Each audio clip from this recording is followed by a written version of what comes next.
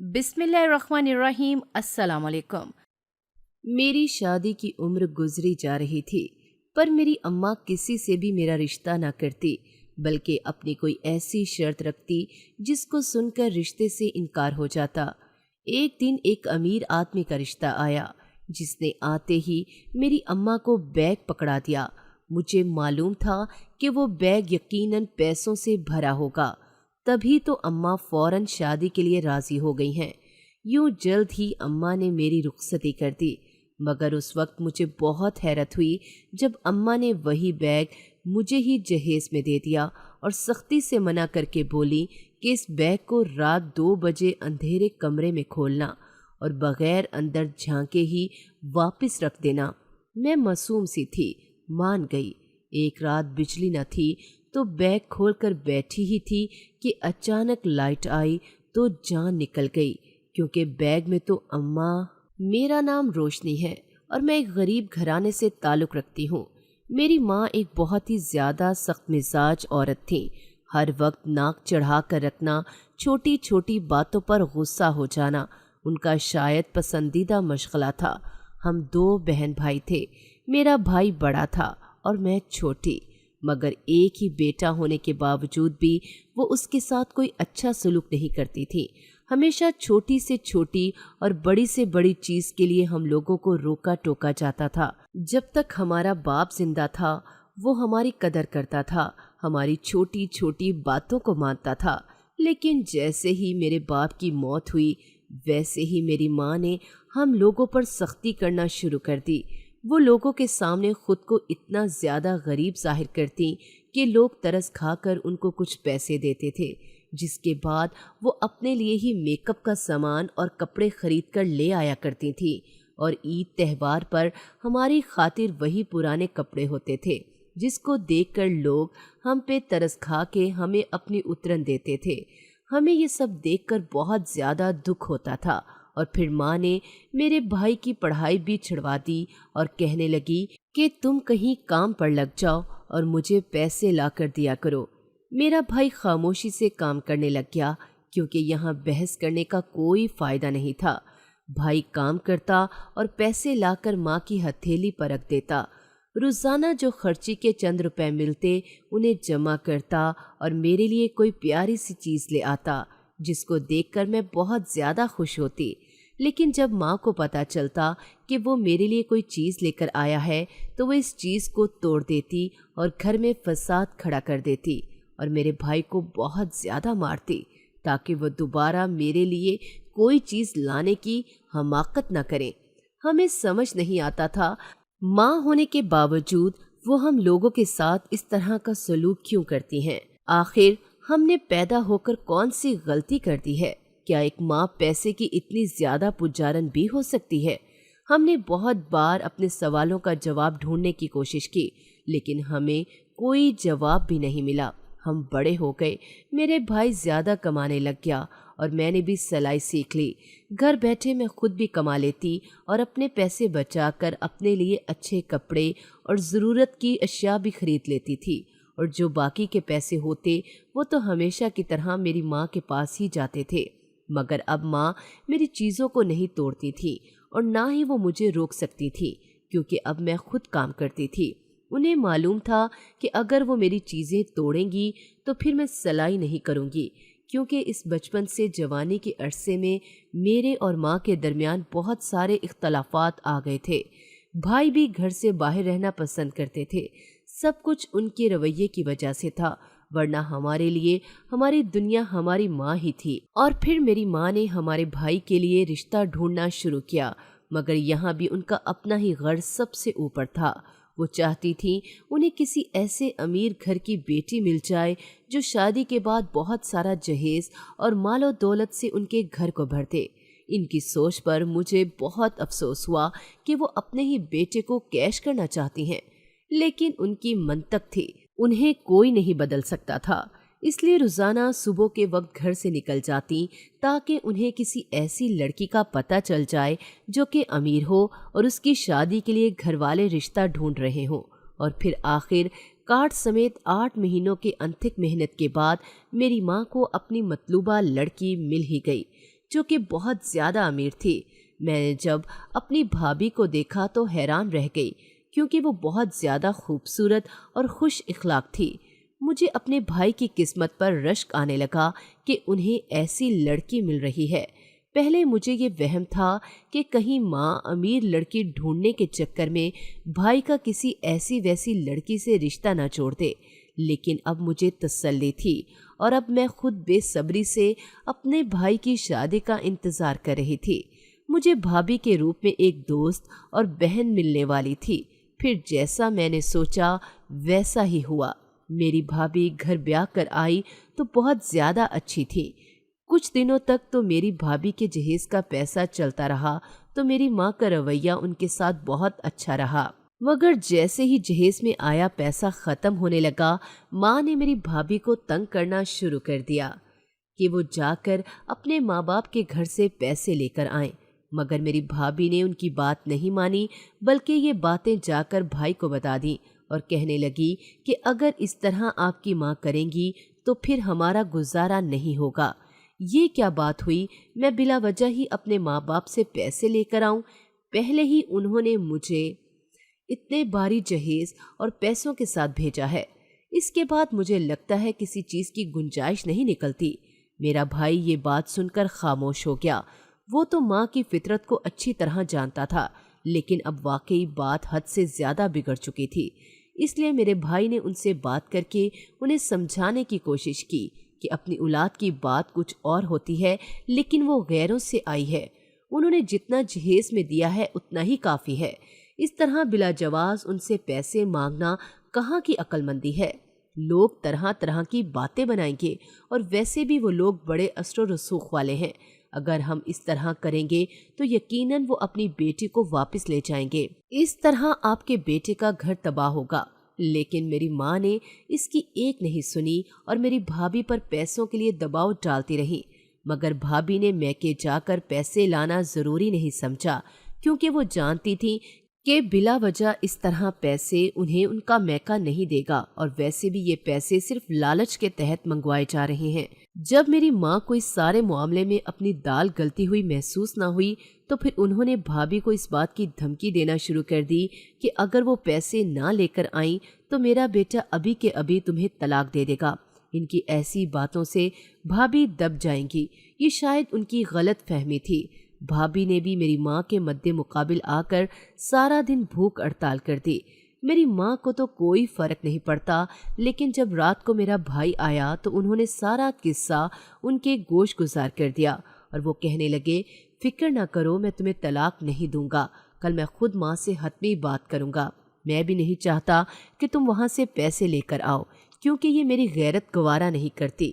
میں جتنا کماتا ہوں اس کے اندر سب کا گزارا ہو ہی جاتا ہے۔ بھابھی اس بات کو سمجھتی تھی، مگر ماں اس بات کو نہیں سمجھ رہی تھی۔ اس لیے اگلے دن بھائی نے ماں سے بات کی۔ حقیقت میں بھائی ان کو سمجھانے کی کوشش کر رہے تھے، لیکن ان کی سمجھ میں ہمیشہ کی طرح کوئی بات نہیں آ رہی تھی، اور پھر آخر کار یہ معاملہ بحث تک پہنچ گیا، اور بحث چلتے چلتے جھگڑا ہو گیا، اور ماں نے غصے میں آ کر بھائی کو یہ کہہ دیا کہ تم سرکش اولاد بن چکے ہو، اب تمہارا یہاں رہنے کا کوئی جواز نہیں ہے۔ بہتر ہے جلد سے جلد اپنی بیوی کے ساتھ اپنا سامان باندھو اور یہاں سے دفع ہو جاؤ۔ بھائی خاموش ہو گیا۔ انہوں نے ماں کو منانے کی بہت کوشش کی، لیکن ماں کی ناراضگی ختم نہیں ہوئی، اور پھر آخرکار بھائی کو بھابھی کے ساتھ گھر چھوڑ کر جانا ہی پڑا۔ اب ہمارا گھر سونا ہو چکا تھا۔ بھائی کے جانے کے بعد میں بہت زیادہ اداس ہو گئی تھی۔ مجھے بھابھی کی بہت یاد آتی تھی، لیکن میں کچھ نہیں کہہ سکتی تھی۔ لیکن میری ماں کو تو جیسے کوئی فرق ہی نہیں پڑ رہا تھا۔ وہ تو جیسے بھابھی کے جانے کے بعد بہت زیادہ خوش ہو گئی تھیں۔ ہمارے گھر کے حالات ویسے ہی چلتے رہے، ہر طرف خاموشی ہی خاموشی چھائی رہتی۔ دھیرے دھیرے ہمارے گھر میں خاندان کے لوگ آنے لگے، کیونکہ وہ چاہتے تھے کہ میری ماں میری شادی بھی کر دے، کیونکہ میری شادی کی عمر بڑھتی جا رہی تھی۔ لیکن میری ماں کو ان کی پسند کے مطابق لڑکا نہیں مل رہا تھا، یا پھر شاید وہ کچھ اور چاہتی تھیں۔ اس لیے جب بھی کوئی رشتے والا مجھے دیکھنے آتا تو میری ماں ان کے سامنے ایسی شرط رکھتی جسے سن کر وہ میرے رشتے سے انکار کر کے چلے جاتے۔ خاندان والوں نے ان کی حرکتیں دیکھ کر انہیں کافی ملامت کی، لیکن میری ماں ہمیشہ کی طرح وہی کرتی تھی جو ان کا دل چاہتا تھا۔ ایک دن ایک امیر آدمی کا رشتہ آیا جس نے آتے ہی میری اماں کو بیگ پکڑا دیا۔ مجھے معلوم تھا کہ وہ بیگ یقیناً پیسوں سے بھرا ہوگا، تبھی تو میری اماں فوراً شادی کے لیے راضی ہو گئی۔ یوں جلد ہی اماں نے میری رخصتی کر دی، مگر اس وقت مجھے بہت حیرت ہوئی جب اماں نے وہی بیگ مجھے ہی جہیز میں دے دیا۔ پہلی بار مجھے اپنی اماں کے عمل سے حیرت ہوئی۔ مجھے لگا وہ بیگ پیسوں سے بھرا ہوا ہے۔ اگر واقعی میں یہ بیگ پیسوں سے بھرا ہوا تھا تو جہاں تک مجھے اپنی اماں کی فطرت کے بارے میں معلوم تھا، وہ کبھی بھی یہ بیگ مجھے واپس نہیں دیتی۔ پھر اس بیگ کو مجھے دینے کا آخر مقصد کیا تھا؟ اور اس بیگ کو دیتے ہوئے ماں نے مجھے سختی سے تلقین کی کہ اس بیگ کو رات 2 بجے اندھیرے کمرے میں کھولنا اور بغیر اندر جھانکے ہی واپس رکھ دینا۔ اب مجھے ان کا یہ عجیب و غریب مطالبہ بھی حیران کر گیا، لیکن میں خاموش ہو گئی اور ان کی بات مان لی۔ اپنے سسرال آنے سے پہلے میرے من میں ایک ڈر تھا کہ جن لوگوں نے پیسے دے کر مجھ سے شادی کی ہے، پتہ نہیں شادی کے بعد میرے ساتھ کیسا سلوک کریں گے۔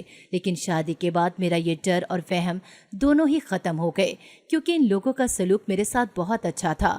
میں خوش رہنے لگی تھی کیونکہ سبھی لوگ مجھ سے پیار کرتے تھے، لیکن میں نے وہ بیگ سنبھال کر رکھا ہوا تھا۔ اپنی ماں کی بات مانتے ہوئے میں وہ بیگ اندھیرے کمرے میں کھولتی، رات کے 2 بجے کھولتی اور بنا دیکھے ہی واپس رکھ دیتی۔ مگر اس بیگ سے مجھے عجیب قسم کی خوشبو آتی۔ وہ خوشبو نہ ہی اچھی تھی اور نہ ہی بری۔ مجھے سمجھ نہیں آتا تھا کہ یہ خوشبو کس چیز کی ہے۔ پھر ایک رات میرے من میں ایک بات آئی، لیکن اس کے اندر کیا چیز ہے میں اس کو ہاتھ لگا کر محسوس تو کر سکتی ہوں کہ آخر اس کے اندر کیا ہے، کیونکہ ہاتھ لگا کر محسوس نہ کرنے جیسا کوئی وعدہ میں نے اپنی ماں سے نہیں کیا تھا اور نہ ہی انہوں نے خود ایسی کوئی شرط رکھی تھی۔ اس لیے آج کی رات جب میں نے وہ بیگ کھولا تو ہاتھ لگا کر محسوس کرنے لگی کہ آخر اس کے اندر ایسا کیا ہے، مگر ہاتھ لگانے پر مجھے عجیب عجیب چیزیں محسوس ہونے لگی۔ شاید یہ چند کاغذ کے ٹکڑے تھے، شاید یہ پیسے ہی تھے، جنہیں محسوس کر کے مجھے بے حد غصہ آیا۔ اگر اس میں پیسے ہی تھے تو یہ رات کو بیگ کھولنے اور بنا دیکھنے کی کیا شرط تھی اور کون سا ڈرامہ تھا؟ میں ان کی عجیب منطق کو سمجھنے سے قاصر تھی، لیکن پھر بھی خاموش رہی اور یہی عمل روزانہ دہراتی رہی۔ مجھے لگا پتہ نہیں اس میں کیا مصلحت ہو سکتی ہے۔ ایک رات بجلی نہ تھی تو میں نے سوچا لائٹ تو ہے نہیں، خواہ بتیاں بند کرنے کی کیا ضرورت ہے، یوں ہی بیگ کھول کر بند کر دیتی ہوں۔ لیکن جیسے ہی میں نے بیگ کھولا تو ایک دم سے لائٹ آ گئی۔ میں حیران رہ گئی کیونکہ بیگ میں تو میرے حساب سے پیسے تھے، مگر یہاں پر تو بیگ میں بہت ہی زیادہ پرانی اور عجیب و غریب چیزیں رکھی ہوئی تھیں اور چند کاغذ کے ٹکڑے بھی تھے جن پر کچھ لکھا ہوا تھا۔ میں ہر ایک چیز کو اٹھا کر دیکھ رہی تھی۔ یہ بہت ہی پرانی، شاید کسی کے بچپن کی چیزیں تھیں۔ اگر اس بیگ میں یہی سب کچھ تھا تو پھر میری لالچی ماں نے میری شادی اس گھرانے میں کیوں کروا دی؟ پھر میں نے ان کاغذوں کی طرف دیکھا جن میں کچھ لکھا ہوا تھا۔ سامان کو ایک طرف رکھ کے میں کاغذوں کو پڑھنے لگی۔ ان کاغذوں میں سب سے اوپر تحریر لکھی ہوئی تھی کہ میری پیاری بیٹی، میں جانتی ہوں تم ایک نہ ایک دن ان تحریروں کو ضرور پڑھو گی۔ کبھی نہ کبھی تو اتفاق یا جان بوجھ کر ان کاغذوں، ان چیزوں کی اصلیت تمہارے سامنے آ جائے گی، مگر جب بھی تم ان کو دیکھو گی مجھے یقین ہے مجھے لے کر تمہارے دل و دماغ میں جو غلط فہمی ہے وہ یقیناً دور ہو جائے گی۔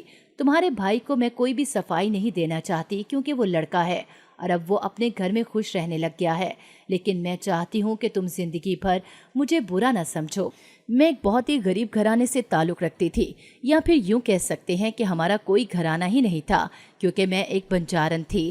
ہر بار 2 سے 3 مہینوں میں ہمارا ٹھکانہ بدل جاتا۔ ہمارے خاندان کے مرد کماتے نہیں بلکہ مانگ کر لاتے تھے اور عورتیں بھی مانگ کر ہی کھانا پسند کرتی تھیں۔ اپنے پہننے کے لیے بھی ہم نے کبھی کوئی کپڑے نہیں خریدے۔ لوگوں کے دیے ہوئے کپڑوں سے ہی ہمارا گزر بسر ہوا کرتا تھا۔ اور پھر ان دنوں ہمارا ٹھکانہ ایک گاؤں میں تھا۔ تمہارے ابا وہاں پر چیزیں بیچنے آتے تھے، تب مجھے وہ اور انہیں میں اچھی لگی۔ میں جانتی تھی کہ ہمارے خاندان والے کبھی بھی شادی کے لیے رضامند نہیں ہوں گے، اس لیے میں نے بھاگ کر ان سے شادی کر لی اور اس گاؤں سے بہت دور آ گئی۔ تمہارے خاندان والوں نے پہلے تو مجھے قبول نہیں کیا، لیکن جب میں نے تمہارے بھائی کو جنم دیا تو ان لوگوں نے آخرکار مجھے قبول ہی کر لیا اور ان کا برتاؤ بھی میرے ساتھ بہتر ہو گیا۔ لیکن یہاں بھی شاید خوشیاں میرا مقدر نہیں تھیں۔ ہمارے خاندان والے نہ جانے کہاں سے مجھے تلاشتے آ گئے اور ان لوگوں نے کہا کہ ہمیں تم سے کچھ لینا دینا نہیں بلکہ ہمیں اپنی بیٹی چاہیے۔ کیونکہ تم تو انجان ہو، ہمارے رسم و رواج سے آگاہ نہیں ہو۔ مگر وہ ہماری روایتوں سے واقف تھی، اس کے بعد بھی اس نے یہ حماقت کی تو اس کی سزا اسے ضرور ملے گی۔ مگر تمہارے باپ نے ان کی بات نہیں مانی اور انہیں پیار سے ایک جگہ بیٹھ کر معاملے کو سلجھانے کا بولا، مگر وہ لوگ نہیں مانے۔ میں بہت پریشان ہو گئی تھی کیونکہ میں اچھی طرح اپنے خاندان کو جانتی تھی۔ میں نے تمہارے باپ سے بولا کہ میں ان کے پاس چلی جاتی ہوں، اس کے بعد ان کا جو بھی فیصلہ ہوگا مجھے منظور ہوگا، لیکن وہ نہیں مانے اور بولنے لگے کہ ان کو میرے خاندان کے ارادے اچھے نہیں لگ رہے، اس لیے وہ خود ہی اس معاملے کو اپنے طریقے سے دیکھ لیں گے۔ آخر میں انہوں نے میرے قبیلے والوں کو یہ بھی بولا کہ ہمارا ایک بچہ بھی ہے، ہم کو بخش کر وہ فراخ دلی کا مظاہرہ کریں، مگر وہ نہ مانے اور پھر وہاں بہت بڑی جنگ چھڑ گئی۔ اس لڑائی میں تمہارے باپ کی موت ہو گئی۔ تمہارے باپ کی موت کے بعد میرے قبیلے والے وہاں سے بھاگ گئے کیونکہ انہیں بھی شاید اس سے خون خرابے کی امید نہ تھی، مگر میری دنیا اجڑ چکی تھی۔ اور پھر اس دن کے بعد جیسے میرے برے دن شروع ہو گئے تھے۔ جن خاندان والوں نے مجھے قبول کر لیا تھا ان لوگوں نے اب مجھے تمہارے باپ کا قاتل بلانا شروع کر دیا۔ وہ تو تم لوگوں کو بھی مجھ سے چھین کر لے جانا چاہتے تھے، مگر میں نے ان کے پاؤں پکڑ کر ان کی منتیں کی اور روئی اور گڑ گڑائی۔ میں نے تم لوگوں کو تو اپنے پاس رکھ لیا تھا، مگر اب میرے پاس تم لوگوں کو پالنے کے لیے کوئی ذریعہ نہ تھا، اس لیے میں نے لوگوں کے گھر جا کر اپنی مظلومیت اور غریبی کا رونا شروع کر دیا۔ مجھے اس میں شرم محسوس نہیں ہوتی تھی کیونکہ میں ایسے ہی قبیلے سے تعلق رکھتی تھی جو مانگ کر اپنا گزر بسر کرتے تھے۔ پھر میں نے تمہارے بھائی کو بھی کام پر لگا دیا کیونکہ اس میں بھی تمہارے باپ کی خواہش تھی۔ وہ چاہتے تھے کہ ان کے بچے بھلے زیادہ پڑھے لکھے نہ ہوں مگر انہیں کوئی ایسا ہنر آتا ہو جو کر کے وہ اپنی زندگی بہتر طور پر گزار سکیں۔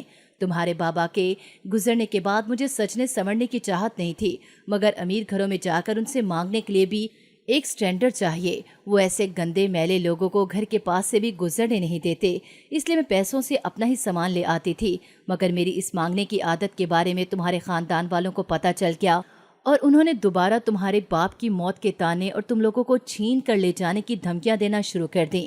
میں دھیرے دھیرے ذہنی مریضہ بننے لگی، اس لیے میں غصے میں آ کر کیا کرتی ہوں مجھے خود بھی نہیں معلوم پڑتا تھا۔ بعض اوقات تو میرا یہ غصہ تم لوگوں پر نکل جاتا تھا۔ تم لوگوں کو شاید یہ لگا کہ میں تمہارے بھائی کو خاطر کوئی امیر لڑکی ڈھونڈ رہی ہوں، مگر میں اس کے لیے کوئی سلجھی ہوئی اور سمجھدار لڑکی ڈھونڈ رہی تھی، کیونکہ میں نے تمہارے بھائی کی آنکھوں میں گھر کو لے کے بغاوت دیکھ لی تھی۔ اس کا رات کو گھر سے باہر رہنا اس بات کا ثبوت تھا کہ اب اسے یہ گھر اچھا نہیں لگتا، اس لیے اس کا گھر کسی اچھی لڑکی کے ساتھ بسانا ضروری تھا۔ اور جب وہ شادی شدہ ہو گیا تو میں نے خود ہی ایسے حالات پیدا کر دیے کہ وہ گھر چھوڑ کر چلا جائے، اور وہ چلا گیا۔ پھر خاندان والوں نے تمہیں نشانہ بنایا، وہ کسی کے ذریعے روز ہی کسی نہ کسی کا رشتہ تمہاری خاطر بھجوا دیتے، حالانکہ وہ جانتے تھے کہ تمہارے باپ نے بچپن میں ہی تمہارا رشتہ طے کر دیا ہے۔ جس گاؤں سے میں تمہارے ابا کے ساتھ بھاگی تھی، اس گاؤں میں تمہارے ابا کا ایک جگری دوست رہتا تھا اور اس کے پاس تمہارے ابا کا کچھ سامان بھی تھا۔ دشمنی کے باعث وہ دوبارہ اس گاؤں میں نہیں جا پائے، مگر پھر بھی فون کے ذریعے رابطہ تھا۔ اور پھر ایک دن باتوں باتوں میں تمہارے ابا نے تمہاری بات اپنے دوست کے بیٹے سے پکی کر دی۔ جب تمہارے ابا نہیں رہے تو میں اس پریشانی میں تھی کہ میں ان لوگوں کو کیسے پہچانوں گی، مگر انہوں نے کہا کہ جب وہ رشتہ لے کر آئیں گے تب وہ تمہارے ابا کا پرانا سامان اپنے ساتھ لائیں گے۔ پھر جب وہ لوگ آئے تو میں نے تمہاری شادی اس سے کروا دی۔